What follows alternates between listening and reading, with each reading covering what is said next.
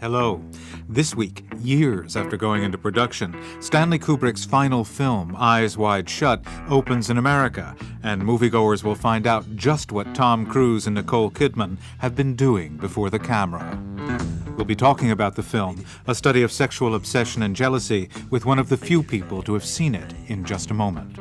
Eyes Wide Shut is based, very loosely, on a novella by Arthur Schnitzler, a writer and physician who lived in Vienna in the early part of the century.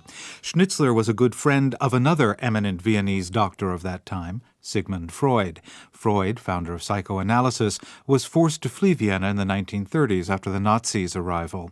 Several members of his immediate family died in the Holocaust. This week, it emerged that Freud's grandson, Lucian Freud, regarded by many as Britain's most important living artist, is refusing to allow his work to be shown in the Austrian capital. The claim is being made by the Kunsthaus Museum, which is mounting a retrospective of British art of the 50s. The 79-year-old painter has made no comment on the charge, but the fact is, his work has never been shown in Vienna. Jealousy spurs the plot in Stanley Kubrick's Eyes Wide Shut. I can say that with absolute certainty. Not having seen the film, it is one of the few things I can say about it with any degree of sureness. For most of his career, Kubrick operated in a hermetically sealed world. His collaborators and employees had to sign contracts with confidentiality clauses forbidding them to discuss Kubrick's work with the press. The secrecy became an effective tool for marketing his films. Eyes Wide Shut is no different. The absence of hype about the film has become a form of hype, but now we can find out more. Last weekend, a select group of people were invited to the first public screening of the film in Los Angeles. Among the elite was the West Coast correspondent of the Daily Telegraph, John Hiscock, who joins me on a line from Los Angeles. John Hiscock, what did people at the screening think? Well, it was the first screening held over here at Warner Brothers, and it was an invited audience who are obviously friends of the crew and the cast and Kubrick family members, etc. But most people were, I think, quite shocked and amazed at the film. I mean, it's certainly revolutionary as far as sex on the screen goes. No mainstream film contains the amount of sex that this one does. But having said that, it's a strange hybrid, really. It's receiving wonderful reviews over here, where it's considered almost sacrilegious to criticise Kubrick. But I think it's possibly his worst film. Really? Do you think that when Kubrick died quite suddenly, just as we're told 5 days after locking the film down and saying it's finished, cynics were saying a last trick from Stanley Kubrick to ensure a good press reaction? Who would speak ill of the dead? Is there an element of that, do you think, in the positive press so far? I think there very possibly is, and particularly here in Hollywood, where Stanley Kubrick's name is always associated with the word genius. But I must say that this one is an extremely odd film. Although it's set in the 1990s, it's contemporary Manhattan, but it has a strange 1920s sensibility about it, which I suppose isn't unusual because it is based on a 1926 novella.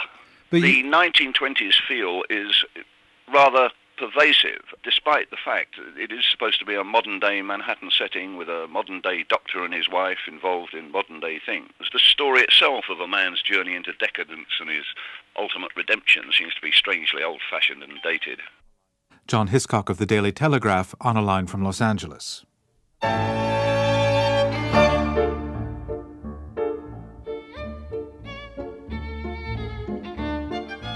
Well, as John Hiscock mentioned earlier, the source material for Eyes Wide Shut is Traumnovelle, or dream novel, by the Viennese author Arthur Schnitzler.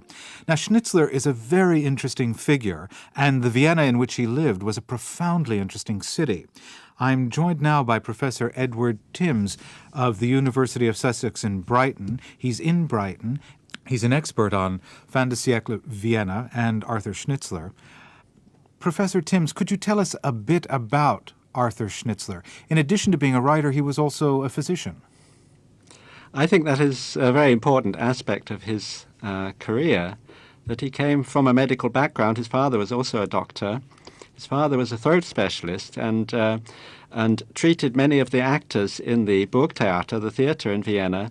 And so Schnitzler grew up in a culture which was saturated by these two cultures, the medical culture and the artistic, musical, theatrical culture.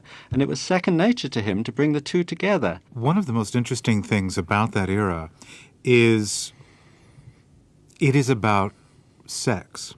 Was that a fantasy sexuality, or is the world that Schnitzler is writing about in Traum Novelle a world in which people actually were exploring their libidos?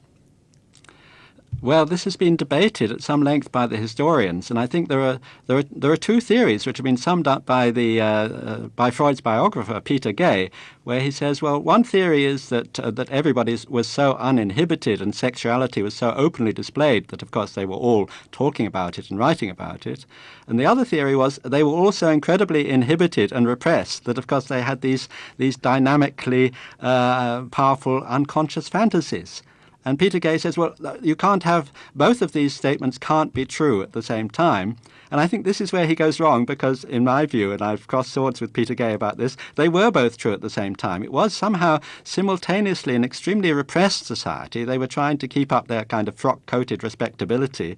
We're thinking of the middle classes in particular. But at the same time, there was a kind of institutionalized lasciviousness, which was manifest in the dress of the time, especially for women, which was manifest in the widespread availability of prostitution. And so people lived double lives, I think, in that culture, and that is what Schnitzler seizes on in his story, Traum Novelle.